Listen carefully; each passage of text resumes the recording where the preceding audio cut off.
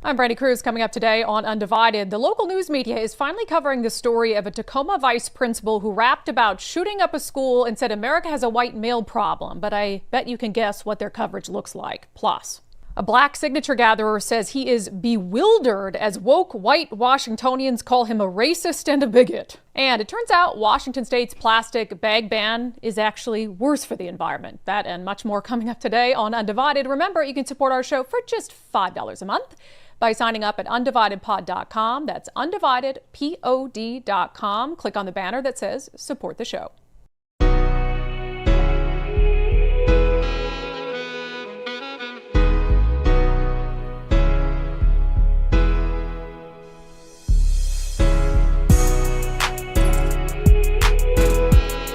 Hello, friends, and welcome to Undivided. Thank you for being here. Thank you so much for your commitment to giving common sense a comeback. I'm Brandi Kruse. A reminder, we will have no show tomorrow. I'm heading to Washington, D.C. I'm going to go to the White House and talk about Antifa. I'm looking forward to it very much and reporting back to you if that conversation produces anything, maybe a path forward to eliminate Antifa before President Donald Trump leaves office. I should be used to this by now, but every time it happens, it still just kills my soul and spirit a little bit. So you'll recall the story we did, it's been 3 or 4 weeks now, about a Tacoma High School vice principal. Yeah, it was right after the assassination of Charlie Kirk. So a black vice principal in the Tacoma, Washington School District at Lincoln High School, he was on his social media and he posted this: America has a white male problem. Okay. And then he also said that white women either don't have the power and or interest to change the problem they are birthing. And obviously that's just racist and very problematic when you're supposed to be a public servant, a vice principal at a school that has a lot of white males that go to it. So if you're a white mom or a white dad and you've got white kids and you're sending them to the Tacoma School District and the vice principal thinks that those children, because of the pigmentation of their skin, are inherently problematic, well, that's an issue, right? And as I pointed out on the show at the time, if this were a white teacher who took to social media and says America has a black male problem, they would have been fired instantly. All the news outlets would have done a story on it. Wouldn't even have been a question. And this situation with this vice principal, whose name is Logic Amen, is made even worse by the fact that a couple years ago, he apparently raps on the side. He moonlights as a rapper. A couple years ago, he released a rap song called Cancel Christmas, where he quite literally rapped about committing a school shooting.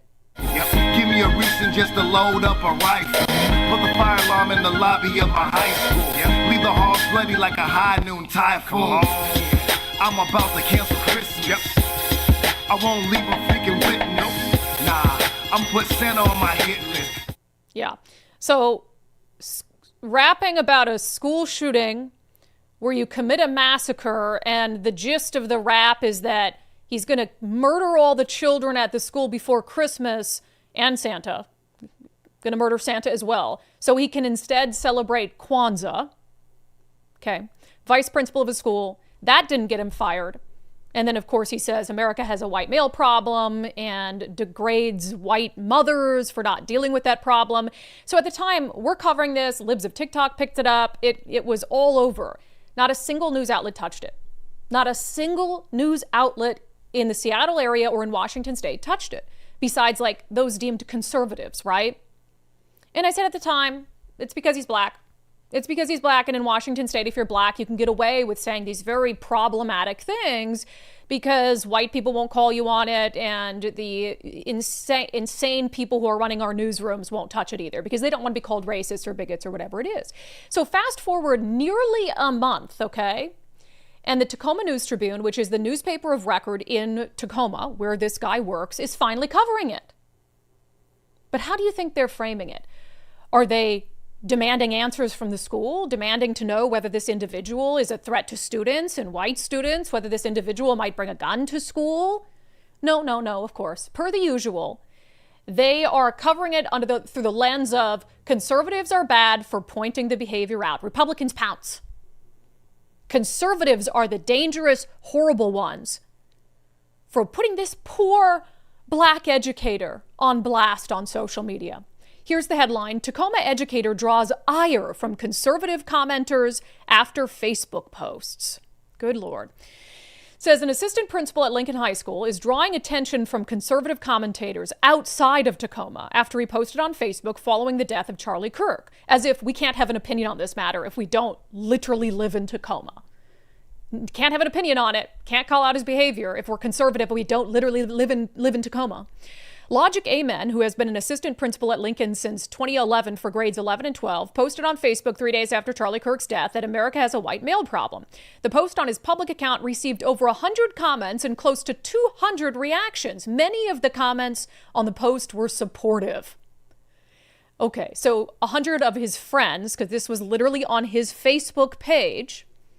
So his friends said nice things about him saying America has a white male problem. And so it's not problematic when millions of people commented on it on social media elsewhere and said it was problematic. But oh, his buddies on Facebook said it was fine. So who are we to criticize? The Tacoma News Tribune goes on to say. But the ex account Libs of TikTok posted Amen's picture and a screenshot of his original Facebook post, which has garnered tens of thousands of likes and reposts, with commenters calling the post racist, saying Amen should be fired. The account has several million followers across a few social media platforms and typically publishes posts criticizing individuals, schools, and libraries for their support of LGBTQ people and diversity, equity, and inclusion. The account's posts often have preceded bomb and death threats targeting the individuals and establishments that it criticizes. And in this other video they attached to this story, they were calling Libs of TikTok bigoted. Then they go on to, of course, you got to wrap me into it. Amen's post also caught the attention of Brandi Kruse, a conservative political commentator based in Western Washington, who discussed Amen's posts on her podcast, Undivided with Brandi Kruse. Kruse called his post racist, saying that if Amen was white, he would have been fired immediately, which I dare you to debate me on that. I dare you to debate me on that. So now this is the tried and true. Ignore it, ignore it. If you can't ignore it, find a way to spin it. So now it's not about the actions of this teacher who's a public employee, not about the actions of the teacher. It's about diminishing those actions, and it's about blaming conservatives for pointing it out and saying because they pointed it out, now X is happening and it's really bad. So in this article, news article, they get statements from Logic Amen. They spoke to him for this news article. Do you think they questioned him about why are you, suggesting that white people and white boys are inherently problematic, and why are you degrading white mothers, and what would you say? Are they, demanding answers about, hey, should people trust you if you're rapping about school shootings? No, they are giving him a platform to blame conservatives for putting his life in danger because we dared expose his violent, problematic rhetoric. It says, Amen said in a statement to the News Tribune that he has, quote, dedicated his existence on earth to being a lifetime learner. Quote, I have dedicated my life to creating safe places for people to be educated, be creative, express themselves artistically, and engage with each other for the purpose of community building. I place a high premium on having healthy dialogue that promotes growth and healing. Interesting. I place a high premium on having healthy dialogue that promotes growth and healing. Okay, so is it healthy dialogue for you to say America has a white male problem? Is this what you mean by healthy dialogue? Where you dedicate your life to creating safe places for people to be educated? America has a white male problem. White women either don't have the power and or interest to change the problem they're birthing. Is that your definition of community building? You said your whole purpose is community building. What community are you building? A community where white people feel degraded? Where they don't feel welcome, where they feel like you don't like them and the white boys who come to your school? He goes on to say, Amen said it in a Facebook post later that he has been doxxed, harassed, and called slurs as a result of his posts. He called for people to be kind and to support his page to combat the hate he's received. Yes, he's somehow turning this into a way to promote his rap career. Oh, a way to combat the hate I've received is to follow me on Facebook. He said, my family and friends fear for my safety, knowing what has happened to black people, specifically black men who speak their mind, he wrote on Facebook. We get harassed, beaten, fired, killed. We get harassed, beaten, fired, and killed. Like literally, beat. None of that has happened to you. In fact, the news media didn't even cover it until now, and this is the way they cover it. And you say that you're scared for your safety over all of this. Gee, I wonder if students at your school are scared for their safety, considering you rap about committing school shootings. Yep. Give me a reason just to load up a rifle. Put the fire alarm in the lobby of my high school. Yep. Leave the halls bloody like a high noon typhoon. I'm about to cancel Christmas. Yep. I won't leave a freaking witness. Nah, I'm put Santa on my hit list. But he's the victim. He's the victim. We're the dangerous ones. He's the good guy. We're the bad guys. He's righteous. We're bigots. And the Tacoma News Tribune pushes that narrative hook, line, and sinker because of the pigmentation of his skin. Because he's black, he can rap about school shootings. You think a white teacher would still have their job in today's political climate? In a state like Washington that wants to ban our right to own firearms because of school shootings, you think a white male teacher would still have their job if they rapped about school shootings? Of course not. Do you think a white male teacher in today's political and social climate would still have their jobs if they said America has a black male problem on social media? Of course not. It's insane. And the Tacoma News Tribune, that's a news article? No criticality whatsoever. They have more of an obligation to be critical of him as a government employee who works with the public school children than they do to be critical of me or libs of TikTok. Now, I don't mind if they want to be critical of me for what? Doing their job for them? Like we pointed out, he posted it publicly. He rapped about killing kids ahead of Christmas and killing Santa Claus. And we pointed out how bad that was and how troubling and problematic that was. And so we're worse for pointing it out than he is for doing it. Republicans pounce. It's the way of the media. Cannot be redeemed. Completely irredeemable. Cancel your subscription to every legacy media platform that you subscribe to. All right. We have a follow-up, and this is a great interview. I'm so happy that we got this. Great job, Nicole. To the story that we broke exclusively yesterday. Of course, there's been all this harassment of lawful signature gatherers. We talked about this case in Covington outside a Walmart where a man named Andre Scott, a paid signature gatherer for Let's Go Washington, was posted up trying to collect signatures for the two initiatives for parental rights and to protect girls' sports. And some guy came up and tried to snatch these signatures and run away with him. This is what I recovered. I was right here. I had my canopy up, and the guy was like, "Hey, man, what you got going on here? Can I sign the petition?" And I handed him the deck, and he just took off running. He took off running that way. Okay. So my immediate reaction was to chase him. First, I grabbed everybody's information. This is important information. We got people's birth dates and addresses on it. So I took off running after the guy, stopped right there. I was parked right there, jumped in my car, whipped it around, and I went over there where I seen him run in between the post office, whatever road that is. Okay. He was over there in the trash can trying to rip it, but he couldn't rip that. Gotcha, because it's too thick. So he just got the top couple pages on it? Yes, sir. Okay.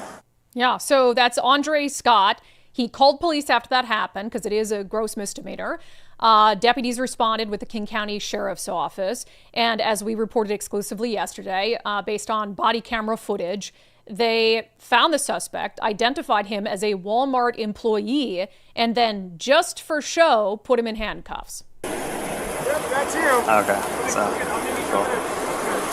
Skylar, right now you're under arrest. I think what we'll do is we'll kind of put on a show, right? So I don't think we're actually going to take you to jail. Yeah.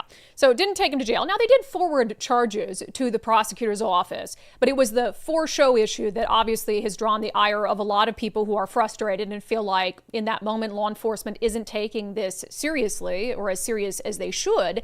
Someone else who was very shocked by that video is Andre Scott, the signature gatherer who called 911 that day.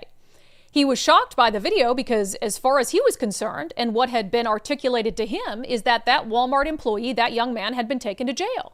And he had no reason not to believe otherwise because he watched him be put in handcuffs. He identified him. And then, of course, the deputies told the victim, Andre Scott, to leave the area. And that's when they released this Walmart employee and let him go back to work for the day. So Andre Scott is joining us today on Undivided. He's awesome. He does this all over the country. This is how he makes a living, is he is a paid signature gatherer.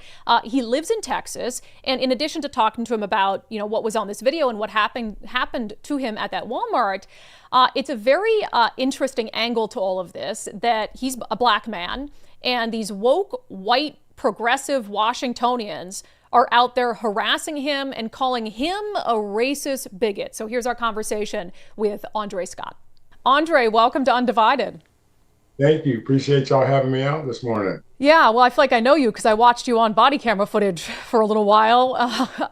Was the clip that we put out of the body camera video, is that the first time you realized that that individual was not actually arrested? Correct. Yes, ma'am. So, as far as I knew that they had arrested him and he was on his way to the county jail. Wow. So what was your reaction upon seeing that the video and that was not the case? I was pretty shocked about it, actually, because anywhere else in the country, something like that would happen and they would tell you that, hey, we're going to arrest him and take him to the county jail. You would expect that to happen. Yeah. We played the portion of it where they send you around the building, they have you park somewhere else, and then that's when they cut them loose. Do you feel like they intentionally tried to mislead you into believing he was taken away? Oh, absolutely. Absolutely. I thought, when they put the handcuffs on him, that he was getting into the back of the police car when he told me to go around to the front so he could actually do an interview with me and get further pictures and stuff on body cam. And my account of what happened. Yeah. Since this video was put out, have you had any sort of contact with the sheriff's office? None whatsoever. The only contact I had, I called the following morning, and a gentleman answered the phone, and it happened to be the chief of police, supposedly. And I asked him a few questions, and he told me then that the young man was arrested and he would be waiting to see the judge. And so I thought justice was served. Yeah. So let's get into your story a little bit, because this is what you do for a living, right? You travel around the country and you get hired by organizations to help collect signatures, right? Correct. Yes. Did you work here on the Let's Go Washington campaign in 2023? Yes, ma'am. I sure did. Yes. So this is more than just, an effort to, I guess, undermine democracy and steal voters. I mean, that's literally like ripping up or stealing signatures is like taking money out of your pocket. Right. Yes, ma'am. Wow. So what have you been going through the last couple of weeks as you've been out there trying to do this? Can you describe the kind of behavior that's been directed at you? I will say this, it has been more good than bad. But I have had both sides, Republican and Democratic, people coming up to me, signing the petitions. And, for the most part, I think that people do want to get it on the ballot. They don't want this to be backdoored, meaning 2:00 in the morning when the state of Washington passes their own law. Yeah. So a lot of support, a lot of positive words. What is some of the negative, besides this incident, obviously? Have you been met with a lot of negativity? Oh, absolutely. Yes, ma'am. Yes, ma'am. And like I said before, I tell you, it definitely has been more good than bad. So with that being said, I've never been called a bigot, never been called racist. And there's some other nasty things that I, can't say, but none of it was nice. Wait, so you've been called, before this, you're saying you'd never been called a racist or a bigot, but people have called you a bigot out in public? Yes, ma'am. Let me guess, Andre. Were they white? Yes, ma'am, they were. Really? Yeah. What is it like? I just got to say it. What is it like as a black man to have like white people tell you you're a bigot or a Nazi or a racist?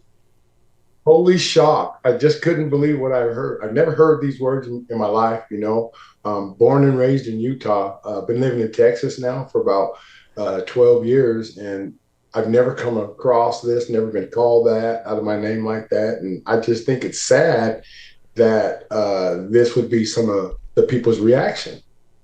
What do you say to them when they don't know you, they don't know anything about you? And I hate to bring race into it. You're black, they're white, they're accusing you of bigotry. What do you even say in response to that?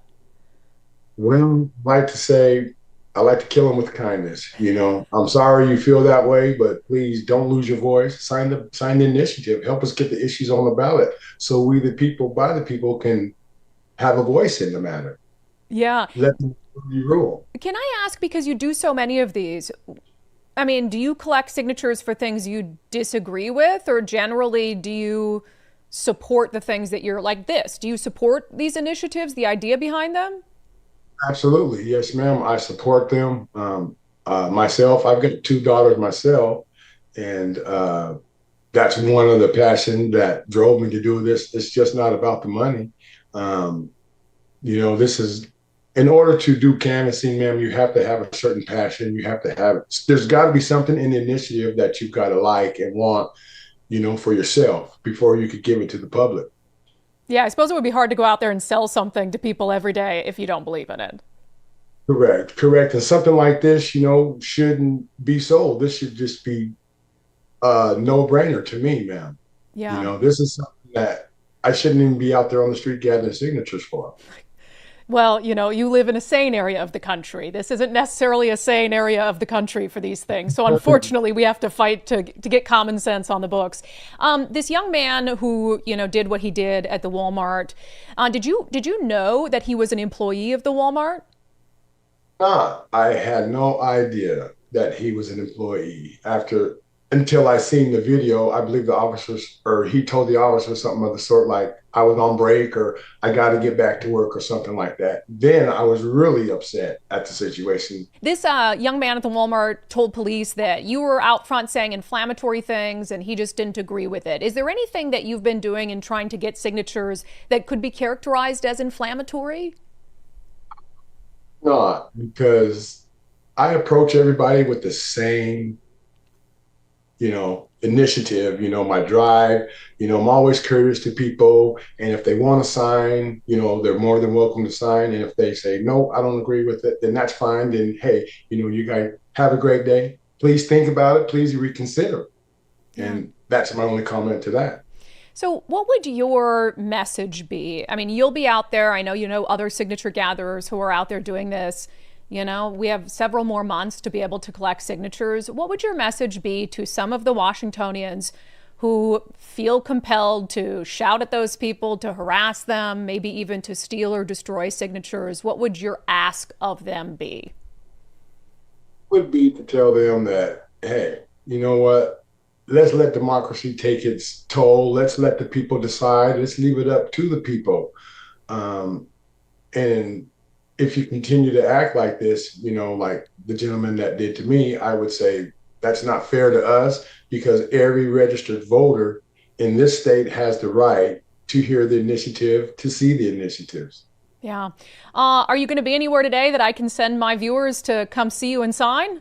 I will be going back to the Covington Walmart tomorrow morning. I will be there from 7 a.m. till 6 p.m. And I invite all others who want to sign the initiative, who can't find a circulator, to please come out and sign. This is something that we need to get on the ballot. Love that. All right, Covington Walmart back at the scene of the crime tomorrow all day long. Go see Andre and sign it. So, hey, thank you, sir. We do appreciate what you're doing for our state. Yes, ma'am. Thank you, and I appreciate it. How sweet and polite is he? Does anybody really think he's out there saying inflammatory things? No, they just think that wanting to protect girls' sports is bigoted. I don't know where the racist aspect of it. I mean, black people can be racist. We just had a racist black guy in the first segment of the show who hates white people. But I do not believe for 1 second that this guy, Andre Scott, based on all of our interactions with him and based on the interactions he had with the police and the body camera footage, that he's out there being inflammatory or bigoted. They just don't like his opinion, his political stance on this. And so, yeah, Washington State really showing what it's all about. The tolerant left strikes again. So go visit Andre. If you haven't signed and you're going to be near Covington tomorrow, he's going to be there all day back at the Covington Walmart in action. So I'm sure he would love to have some sane people come and say hello to him and shake his hand and sign those initiatives if you have an opportunity to do so. All right, coming up next. So I just really quickly want to kind of be more forward looking. I mean, we could all day long have enough content to talk about the people who are attacking these signature gatherers, but what can we do about it, right? Where do we go from here? So our next guest has an idea. First, 2025 has been a better year, certainly for real estate, than 2024 was. And I think 2026 is going to be a continuation of that. But there are still some challenges, certainly with the market. Homes are sitting for a little bit longer because supply has increased. And, you know, it's not really at that bonkers period where you can just throw your home on the market, not do anything to it, and expect to get top dollar for it. You do need to put a little bit of thought into it, and you might need to make some cosmetic upgrades to your home. Wes Jones specializes in selling those houses and helping make sure that those upgrades, the ones that are going to be worth it, are made with his Listing Boots concierge service. And the nice thing is he just takes all the stress out of the process. He can manage any sort of projects for you. You don't even have to pay for them until closing, so it takes some of the stress out of the equation. So sellwithwes.com, sellwithwes.com. Start by using their home value calculator to see how much your home is worth. It might be worth more than you think. And then reach out to Wes and ask him for a free market analysis just to give you an assessment, set your expectations of how homes are performing in your area, in your neighborhood, and what you can expect as well. So sellwithwes.com, it really is a better way to sell your home. All right, so all of this nonsense is happening with signature gatherers. We have some Democratic leaders who are saying the right things. Attorney General Nick Brown saying, hey, don't harass signature gatherers and undermine our democracy. Secretary of State Steve Hobbs has had similar sentiments. But the question is, how do we make meaningful change? How do we protect signature gatherers moving forward? This segment is brought to you in partnership with our friends at Future 42. Turn your frustration into action at future42.org. Make sure you sign up for their newsletter to be alerted to opportunities to do just that. So you'll recall when this level of harassment was happening in 2023 against Let's Go Washington signature gatherers, there was a small effort to try to change things. There was a bill introduced. It had a little bit of bipartisan support that would have protected and put essentially a buffer zone around people who are gathering signatures that would provide additional legal protections under the law to make sure that someone couldn't walk up and get in their face or, try to scream and dissuade people from signing. But that bill didn't go anywhere because Democrats decided they didn't want it to go anywhere. I went down, I testified in front of a committee, as did someone from Secretary of State Steve Hobbs' office. And based on a video that Steve Hobbs posted over the weekend, it sounds like maybe he is interested in trying to push a bill like that again. These instances reiterate the necessity to protect all voters' constitutionally guaranteed rights. Our state experienced similar behavior in 2023 when I received reports of signature gatherers being disrupted in their efforts to collect signatures for 6 initiatives. In an effort to strengthen protections for citizens engaged in the initiative process, I supported a bill by former state rep Greg Cheney that prohibited certain activities within 25 feet of signature collection efforts. Unfortunately, the bill did not pass, but offered promise of bipartisan support in making the democratic process accessible to all participants. So the legislative session is a couple of months away. Is there promise of bipartisan support to finally do something that very clearly needs to be done? We have laws in place that put a buffer zone around ballot drop boxes. It arguably makes far more sense to have it for initiative gathering locations. So State Senator Jeff Wilson, a Republican from the 19th Legislative District, he was one of the first people in 2023 to reach out to say, we need to do something about this. I'm going to help run a bill. And so right after some of these latest instances, he put out a press release saying, we're going to try to gather support between now and the legislative session to put a bill forth, not just to create this buffer zone, but actually to increase the penalty to a felony for people who disrupt the initiative gathering process. Senator, welcome back to Undivided. Well, thank you, Brandi. Good to be here today. Yeah, well, thanks for taking time to obviously speak out about what's happening, but kind of look for a solution moving forward. So the bill to try to protect signature gatherers went nowhere in 2023, despite having support from the Secretary of State's office. Why do you think that was? Well, it may not have fit the majority's intention for, let's just say, the initiative process. That particular bill somewhat died in Ways and Means. It's there, but advancing it doesn't seem to be an option at this point. Yeah, we saw Secretary of State Steve Hobbs this weekend come out with another video where he condemned the behavior towards signature gatherers and also reiterated, look, there was an opportunity after what happened in 2023 to try to help with this, but the legislature didn't do anything. So do you think that because he's becoming a little more vocal, maybe there'll be a better chance this year? Well, absolutely. In fact, I saw the recent video and I applaud Secretary Hobbs for his, call out to everybody to respect the process and remind everybody that it's already against the law to annoy and harass in a very important process for signature gatherers. I look at it as I appreciate his support, but at this time, Brandi, I'm looking for a lot more support. This should be a across the aisle uproar due to the many, many documented incidences just in the past few weeks. In other words, everybody should be paying attention and speaking out on this. Yeah, but when you look at this from a realistic perspective, these are initiatives that, I think across the board there are people who want these policies, but they look at them as conservative issues that are contrary to the beliefs of the Democratic Party. And you have some of their largest donors like the ACLU of Washington, the Washington Education Association, that are actually running snitch lines. Even the state Democratic Party ran a snitch line to report signature gatherers in 2023. So it seems like from a political perspective, they don't want the initiatives to be successful. So I don't feel like they're going to put an effort forth to protect signature gatherers.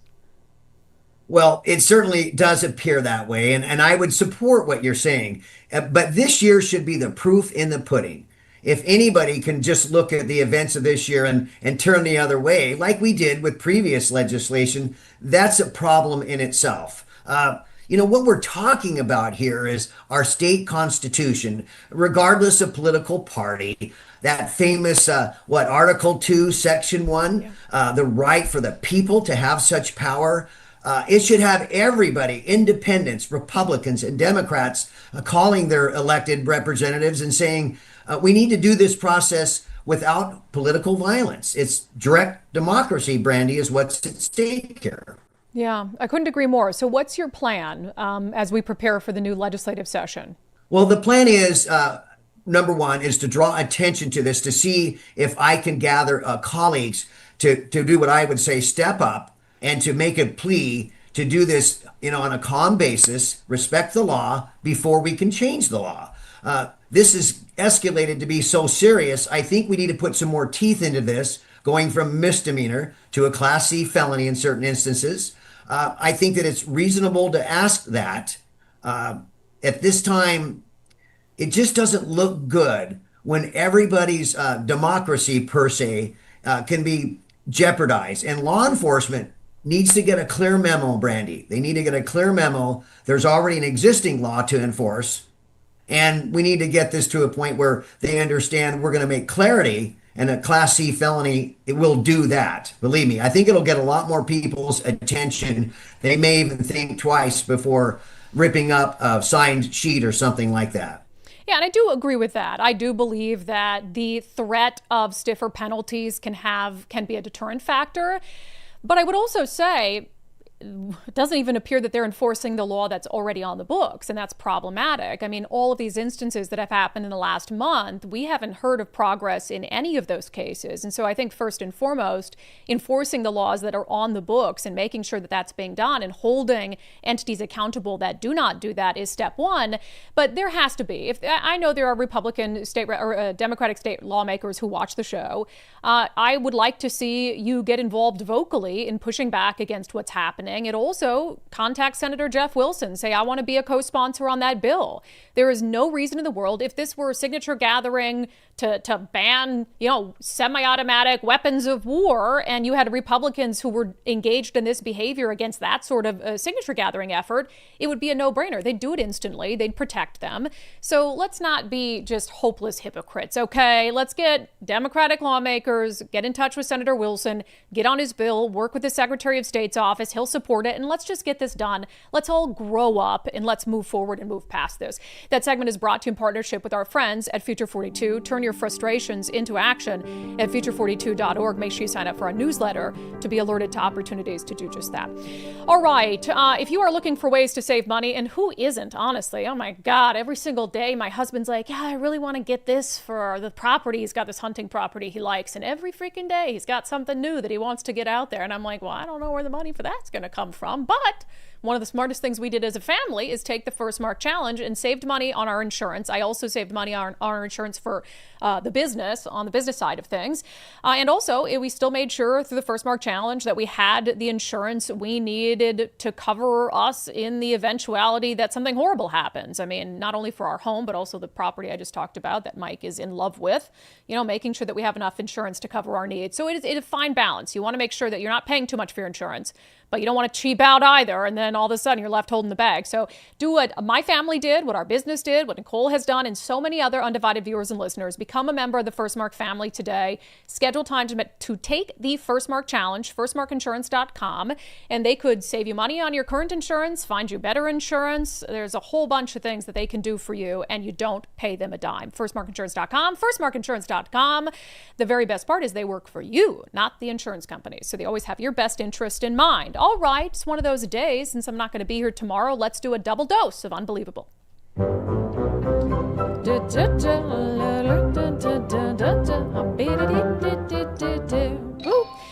this story came out a couple days ago. I can't say I'm particularly surprised, but we've been kind of looking into what's happening behind the scenes and wanted to discuss it today. So the National Review came out with this story, headline, Seattle Public Schools filled lockers with chest binders and trans tape for students to use at will. Now, of course, we know the background of all of this, that radical gender ideology has absolutely seeped into all the public schools in Washington state, perhaps none more so than Seattle Public Schools and the Olympia School District. I think those are undeniably two of the worst. We had the numbers that there is this what was it, 1,000% increase in the number of students in the Seattle Public School District who identify as gender X. So we know that this trans ideology is being pushed on them. We also know that they want kids to be able to hide this from their parents. You know, they want kids to be able to get gender, quote, affirming care without their parents knowing. And now they want to bring all this trans stuff right to the kids, so there is no possibility at all that parents know what's happening. I mean, so chest binders, for instance. So this is like for a girl that wants to be a boy. And so in order to present as a boy, you have to flatten your breasts, which isn't good for them, by the way. And so rather than a kid being caught with a chest binder at home, the Seattle Public School District literally partnered with a hospital to have a locker at the school filled with chest binders and tucking tape for a boy who wants to be a girl to tuck their... What? Why? Why is this happening? You guys are such pervs. You're such weirdos. It really is unbelievable. Why do I even have to talk about this? It's so widespread. So National Review, Seattle Public Schools launched a program earlier this year. I mean, that hurt just flattening my girls for a second. And you're getting all these girls when they're trying to develop that are binding their breasts. It's like back when the Chinese used to, make women, their small feet were popular, and so they'd shove their feet into these tiny little clogs and deform them. It's really sick stuff. Sorry, I got off on a tangent. National Review article. Seattle Public Schools launched a program earlier this year in collaboration with Seattle Children's Hospital to provide gender-affirming products such as chest binders, trans tape, nipple guards, and tucking underwear to middle and high school students to use at will. The supplies were provided by the Seattle Children's Hospital and placed in lockers for students to access beginning March 2025 as part of the SPS Community Health Locker Project. According to emails obtained by the watchdog group Defending Education via the Freedom of Information Act and shared exclusively with the National Review, the SPS Health Education Office worked with the Garfield High School Teen Center, quote, a safe, confidential place where students can receive medical care, nutritional services, and mental health care, to stock the lockers. No, it's a safe and it's a confidential place where you can indoctrinate kids into believing that they're not the gender they were born and keep a secret from parents.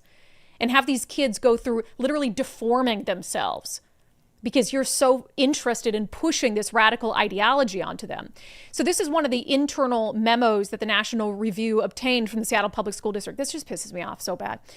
Hello, folks. Thanks for your patience regarding the Community Health Locker Project. This is a grant-funded project that aims to offer gender-affirming supplies in our high schools. Here's the other thing. If your body parts don't decide your gender, then how does removing them affirm your gender? That makes no sense at all. It says things have been pushed back a bit as our office has been busy navigating some of the federal changes affecting LGBTQ plus communities. No, they're not navigating. They're trying to figure out how do we hide this from the federal government. We're hoping to launch the lockers this spring. Right now, the plan is to have the physical freestanding lockers shipped directly to your school-based health center. Please confirm that this will work for you.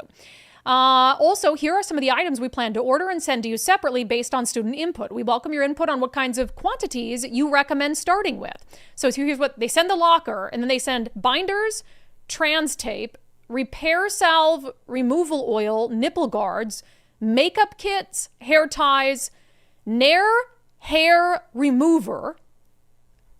I'll come back to that one. Tucking underwear, sports bras with removable cups, and mental health pamphlets. Well, hell, at least they're giving them the mental health pamphlets, because all of that is going to give them one hell of a mental health issue. Nair hair removal? These are middle school and high school students.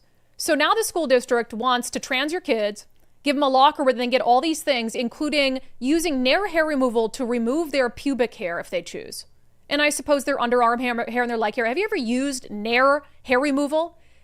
It's like this totally toxic thing that you rub on your hair. It used to be popular like in the late 90s, early 2000s. And it disintegrates your hair. And then you wipe it away. Which is just like, you guys, this is unbelievable. And of course, they're trying to just get around the federal government, you know, and it's being provided by a hospital. Wild. The other thing that the National View reported is they had this document from the Seattle Public School District that was internal. And remember we did a story a couple weeks ago on the fact that the Seattle Public School District, it reminded parents at the beginning of the year, you're not allowed to opt your kid out of LGBTQ plus stuff. You can opt them out of anything like sex ed related, but not LGBTQ as part of the curriculum. You're not allowed as a parent to opt your child out. And really, they just don't want parents involved in anything. And they think parents are inherently dangerous and problematic, and that they can parent your children better than you can. So the Seattle Public School District sent out this memo basically about the holidays are coming up and trans kids aren't safe at home. So here's some tips to help them feel safe at home. The assumption is that if you've got a kid who's gay or has been convinced they're transgender, that their parents are awful human beings and will like ruin their Christmas with their hate and bigotry. It says, here's some guidance you can share with students who are going home to unsupportive families this holiday season. So this is going out to teachers and staff at the Seattle Public School District. And you already know that their assumption is going to be that if I've got a trans kid in my class, I've got to sit them down now and talk to them about how their parents might not be supportive at Christmas. So proactively, without any evidence that their parents are going to even bring up or even know that they're trans. Now you've got teachers who are going to send kids home for the holidays, for Thanksgiving and Christmas, with this idea that their parents don't support them. It says holidays are hard for everyone, but they can be especially hard for queer and trans folks. Are they hard for everyone? Aren't they joyous? I mean, when I was a kid, you know, my family fought a lot. Well, I mean, they could be hard for some people, but it doesn't. It's not the school's responsibility unless there's child abuse happening. But I also think that they're just assuming like religion bad, families 100%. Bad. Like, well, they're planting it in these kids' brains before they even go home and experience. So now a child's going to be like, this Christmas is going to suck because my mom hates me because I'm trans. Right. It's like, oh my God. It says, please do check in on your LGBTQ students in the months of November and December. A trusted adult can really make all the difference. Yeah, a parent can also make all the difference, as long as that parent is equipped with information about what's happening with their kid. But you don't even want parents to know. So now they've got some confused kid coming home who's using chest binders at school and then unbinding their chest when they come home. The parent doesn't even know what's happening. They go to school Timmy, and they're called Tammy at school, and they come home and try to live a different life by a different name. It's sick stuff. It's ridiculous. It's not the job of the government, first and foremost. But now, if you're in the Seattle Public School District, know that your kid's going to school and there's probably some locker where they can get Nair hair removal, nipple guards, chest binders, and tucking underwear. So a young boy who's still developing can walk around during the day with his junk tucked in. What do I even do with that? Let's get to a second edition of... It's just unbelievable.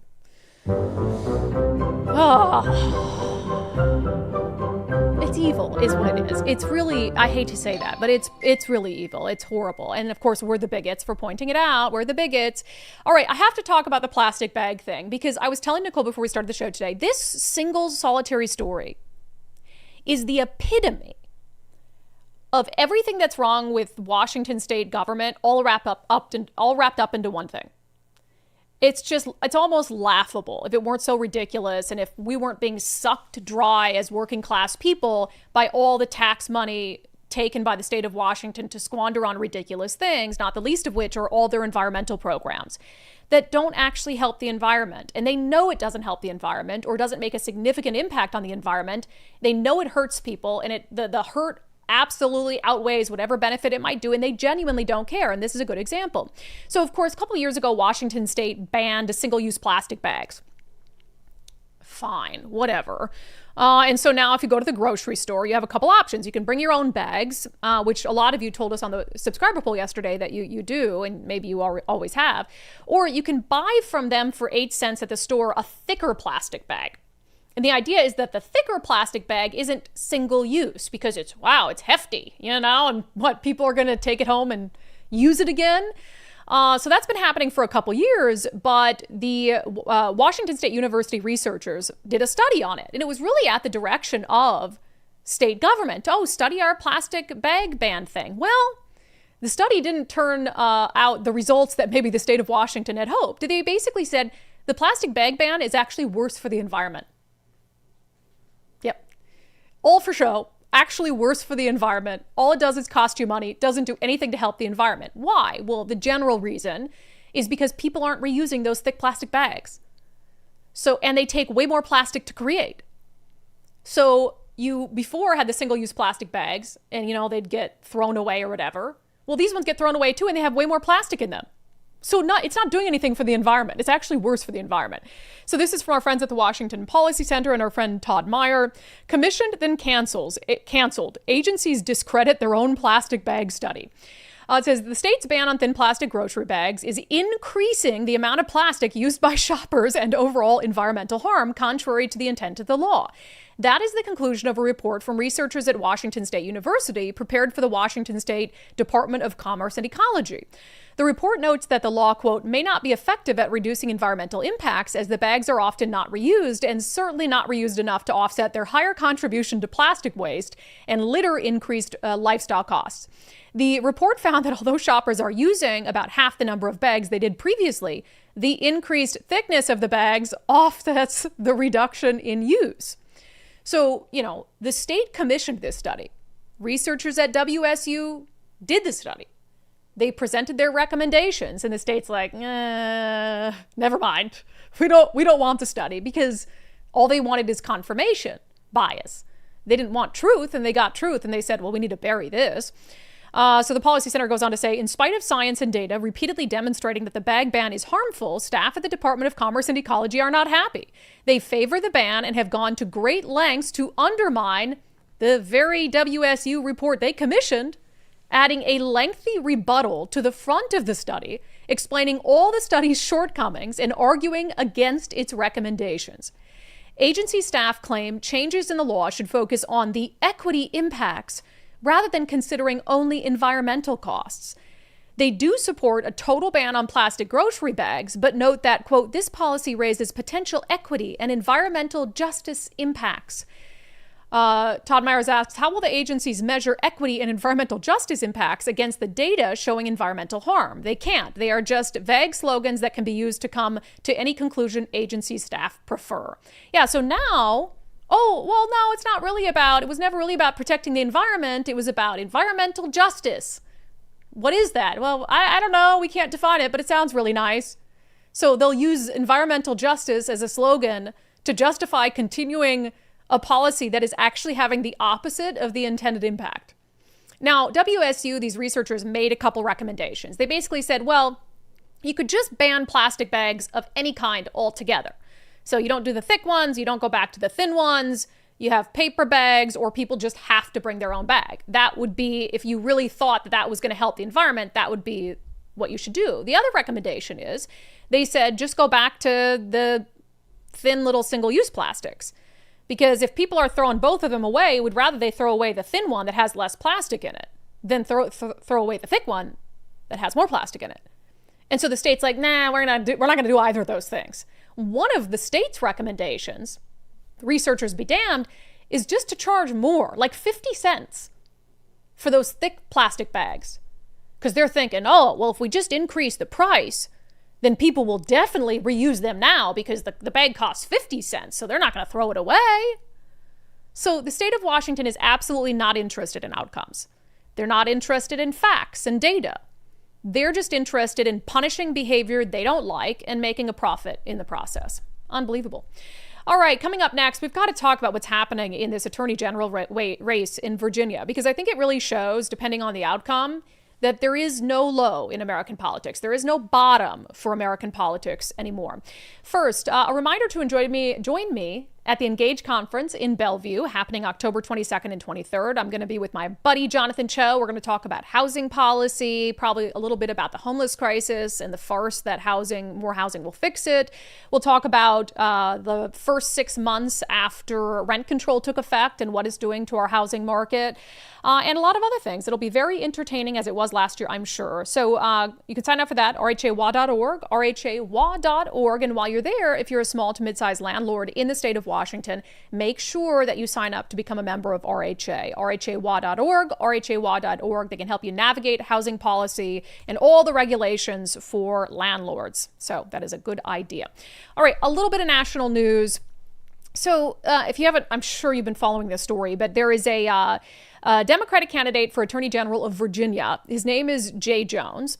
And I think he's my age. I think he's like 36. He's a pretty young guy running for Attorney General, sort of rising star in the Democratic Party there. But it also turns out he's a horrible human being. So there was some text released a couple days ago, and it shows him messaging back and forth with a Republican colleague in the state legislature there. And I don't know why he felt so emboldened that he could text these sort of things. This is the headline from CNN. Virginia Democrats criticize AG candidate Jay Jones for violent texts, but aren't demanding he quit the race. So if you haven't heard it by now, basically he's texting this Republican colleague in the state legislature about the Republican Speaker of the House. And he's saying, if those guys die before me, I'll go to their funerals to piss on their graves, send them out awash in something. He said 3 people, 2 bullets. Gilbert, that's the name of the Republican lawmaker, Hitler and Pol Pot. Gilbert gets 2 bullets to the head. Spoiler alert, put Gilbert in the crew with the 2 worst people you know, and he receives both bullets every time. So he's basically saying, even if this guy, Gilbert, the former Republican Speaker of the House in Virginia, were in a lineup with Hitler and Pol Pot, he would choose to shoot Gilbert twice with both bullets to the head. And then he went on to suggest that he wanted Gilbert's kids he wanted Gilbert to see his kids die, because maybe that would help change his policy preferences. I mean, it was all a bunch of horrible, awful stuff. And again, I don't know why he would be so dumb, even if he was thinking those things, to text them to a Republican colleague. And I give her credit, because in this text, she's saying, Jay, please stop. It really bothers me when you talk about hurting people or wishing death on them. Like, she's telling him this is not acceptable. And so she or someone else ended up leaking these messages. So in any normal, sane, civilized society, that would be enough.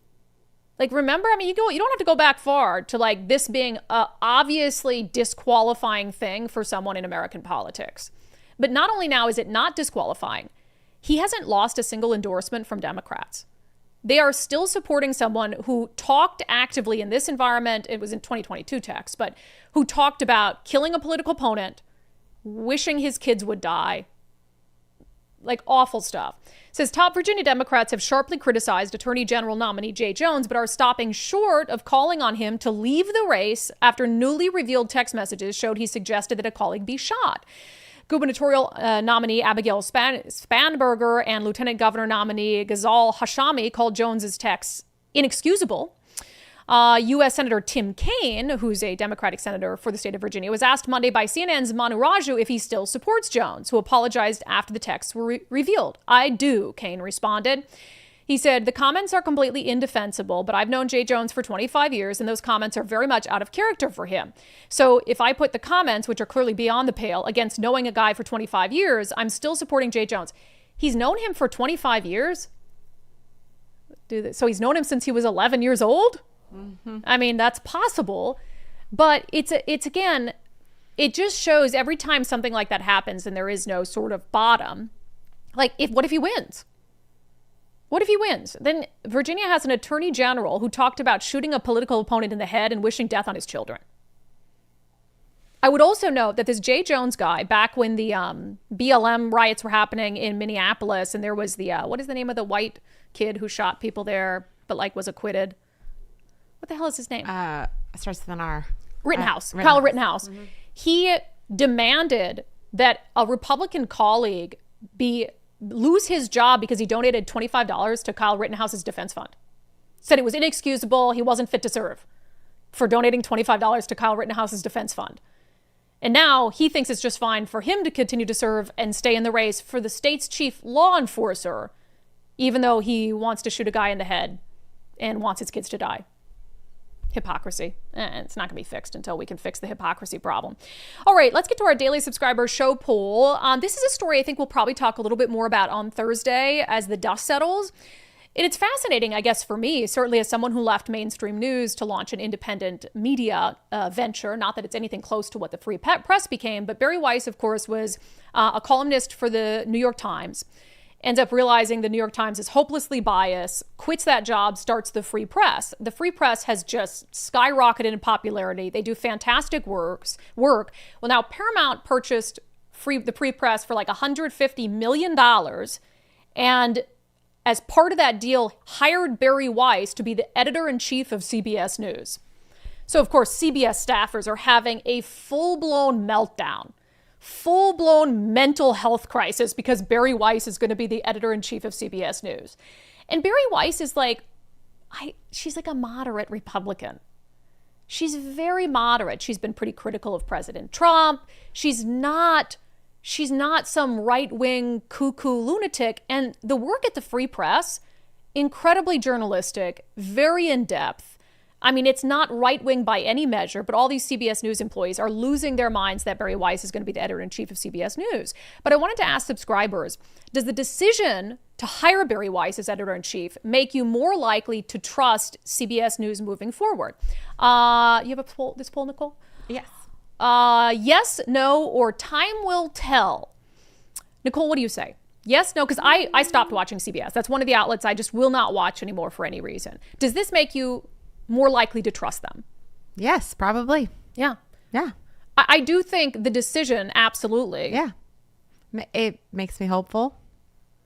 Hopeful. Yeah. And I think time will tell. You need to see, can one person really make a systemic difference in the rank and file of a newsroom and in the main shows that CBS News has, that's a like pretty Face big the role. Nation, but it's a very big role.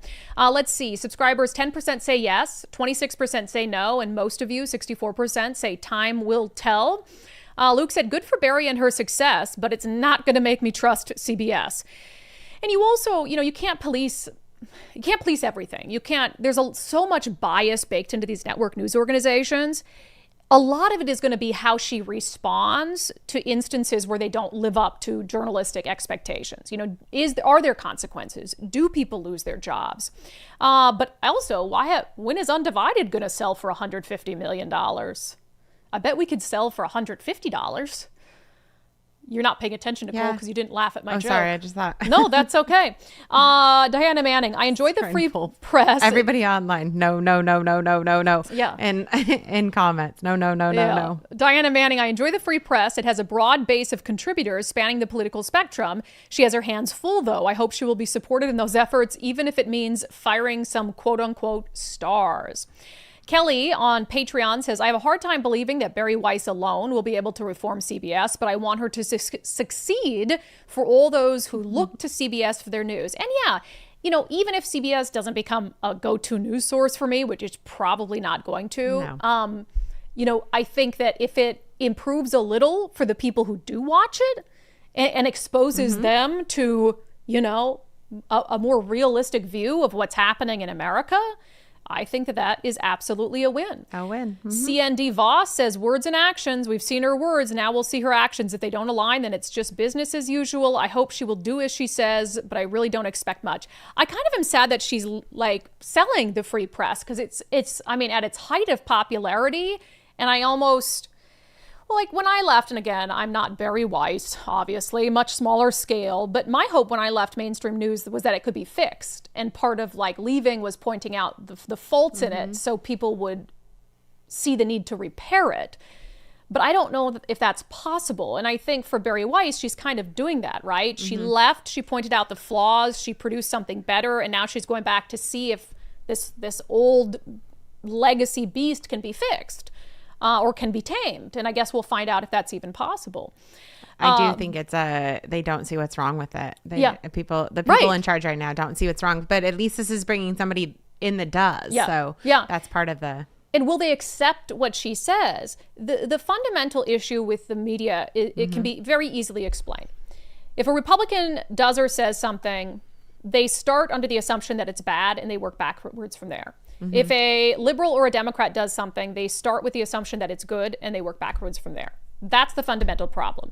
Now, if you're doing your job as the media and you're talking about holding politicians and people in positions of power and influence accountable, I think you ought to start with the assumption that it's bad for everyone and work backward from there, rather than giving anyone in a position of authority the benefit of the doubt.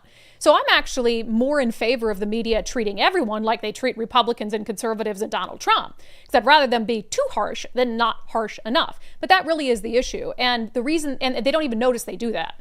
Because it's always, they don't even notice they do that. And so you can't solve a problem if you won't recognize and acknowledge that you have a problem in the first place. So, all right, we'll get to comments from the live stream coming up in a moment. First, make sure to support the people who support us. Our newest sponsor here on Undivided is Valentine Roofing. We're very happy to have them on board, and it's a great time of year for it. You might know that your roof is on its last leg, but you're like, I don't want to pay for a new roof. Well, you also don't want to pay for a bunch of water damage or have a situation where your home becomes uninhabitable because you waited too long. And there's no reason to do that. So first of all, if you know your roof might have a leak already or is on its last legs, don't wait until the heavy rain hits. Valentine will come in, they'll do a free roof assessment, and if your roof can be repaired, they'll repair it. They're not going to try to push you into a new roof, but if you do need a new roof, they're going to come in, offer a free leak stop if you need it. They'll make sure the leaks are fixed so there's no further damage, and then they'll replace your roof when it's safe to do so and when weather allows for it. And also they have zero down financing for most projects, which is really nice. So you can get the work done now and pay for it over time. So schedule your free estimate by calling 206-ROOFING. Again, call 206-ROOFING, and please tell them you heard about them on Undivided with me, Brandi Kruse. Again, 206-ROOFING. All right, some comments from those of you on the live feed. On the News Tribune finally covering the Logic Amen story, if you can call it coverage. Heather says, so because we disagree with craziness, we are the problem. Yes, like I said, if conservatives do something bad, and then you work backward from there. If a liberal or a progressive does something good, and then you work backward from there. So I'm worse in their mind, inherently, than the guy who raps about shooting school children. Okay. Just to play a little devil's advocate. Hit me with it. Do you think that they don't want to cover it because they're scared to come across as critical of this guy? So they found another angle. Like, oh, they don't want to cover it because they don't want to give it the same attention. But so they're like, oh, okay, well, we'll just cover it under the guise of like, oh, Brandi covered it, so we'll just point out that she's covering it, and that's our way of covering it. Well, because they didn't call you racist, they just pointed out what you said about it. Yeah, right? But you did watch the I did. Because it's in the context of libs of TikTok. The libs of TikTok, where they say they call them bigoted. Yes. They say they attack people and lead to death threats and bomb threats. So the insinuation is very clear. And the one chunk they chose to take of my video is if he would have been a white teacher, or I said they took a quote with me saying, Black people can get away with anything in the state of Washington. They're clearly trying to make it about us being racist. Well, they said no. The comment was if he was white, he would have been I'm talking fired. about the video version. Right. The one they pulled was me saying Black people can get away with anything in the state of Washington. Yeah. But I still think that that they are just looking for a way to cover it without having to do it in this news. Right. That's the issue. Way. I know. I'm just saying that they're trying to cover it, they just don't want to cover it in the right way. It's just bizarre. No, it is. It's totally bizarre. They want to make it about their bot. No, I don't think this is some like fancy way of saying, oh, we have to let people know about this crazy teacher, but we can't do it in a way where we call him out. So we'll just say Brandi called him out so people know. I don't think that they're doing that. I don't think they're that smart. I think that they genuinely believe that I'm the problem and libs of TikTok is the problem for causing this poor Black man to receive all this hate and vitriol. It's wild. It's wild. It is crazy. It's crazy. Todd, why should anyone on either side be able to say inappropriate things when they're in a public teacher? There are things you just can't say when you're a teacher, whether you support something or not. Yeah, and there is case law for this too, that your free speech only extends so far when it comes to, public employment, that you can't say stuff that, you obviously couldn't get in front of kids and talk about like, wow, I really hate white people, but you can type it online. It's really strange. The signature gatherer we spoke to speaking out, Rick Johnson, says we need to put an end to the two-tier legal system. If a conservative committed an act like that against a liberal event, they would be hauled away and prosecuted. 100%. Pam, this gentleman has respect and morals. He says, ma'am, I know, it's weird being called ma'am. I don't believe he would say anything inflammatory. I'm embarrassed of this state. Glenn says, I met Andre at the Walmart. Super nice guy. Yes, I did sign the initiatives. Awesome. Yeah, go visit Andre at the Covington Walmart tomorrow and show him support. New bill potentially this session to strengthen protections for signature gatherers. Chuck says, if not wearing a mask during ballot counting is a felony, violence against signature gatherers should definitely be a felony. That's such a good point. You've got poor Tim Hazelow convicted of a felony for not wearing a mask, and he was accused of interfering with a presidential election. And they convicted him of a felony, and you can actually assault someone who's actively engaged in the democratic process and nothing happens to you?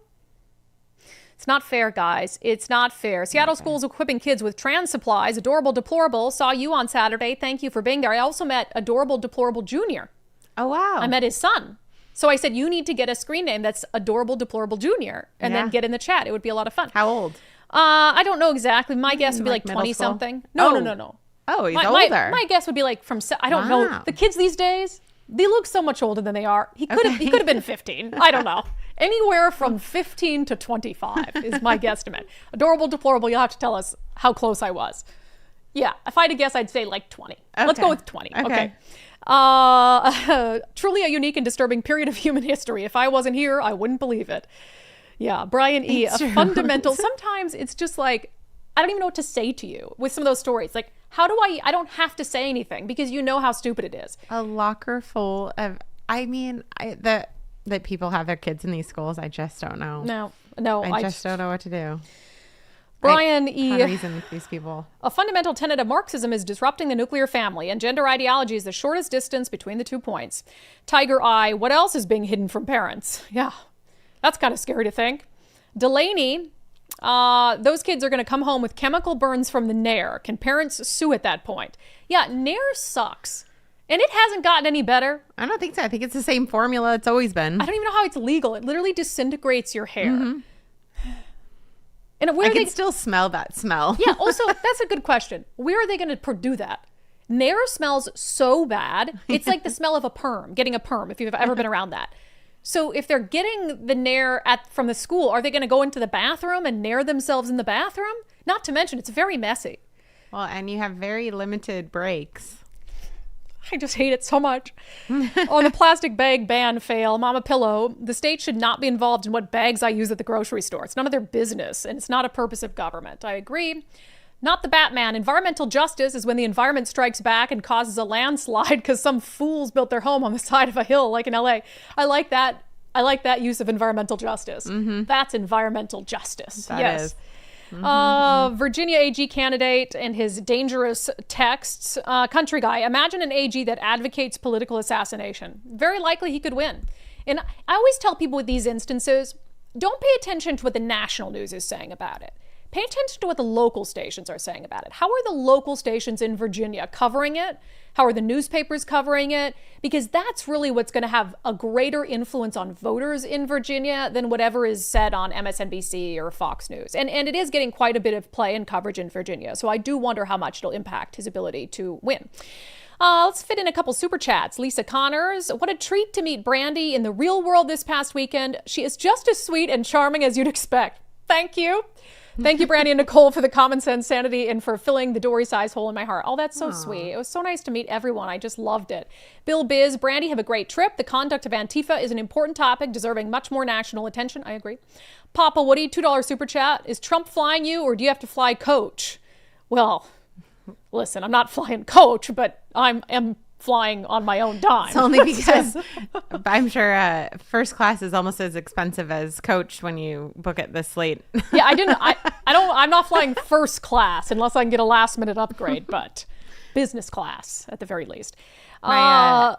Speaking of the first one, I met my Uber driver the other day was a fan Yes. and recognized my voice. It was so sweet. So I just wanted to say hi to Dave, my Hello, Uber driver Dave, from the Uber driver. Painfield.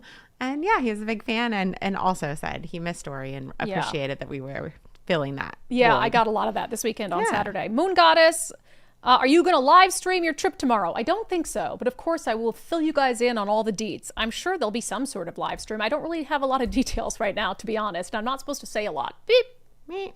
Probably nothing. I'm probably not Yeah, supposed you to say probably anything, weren't but supposed to say anything. you know what? Whatever. I just You saw guys are that like Christy family. Nome just landed in Portland. I Yes. just saw her plane landed Christy Nome's in Portland, so we'll see what happens there. All right, good comments the usual. We'll get to our closing sanity. Thank you, Nicole. Check coming up in a moment.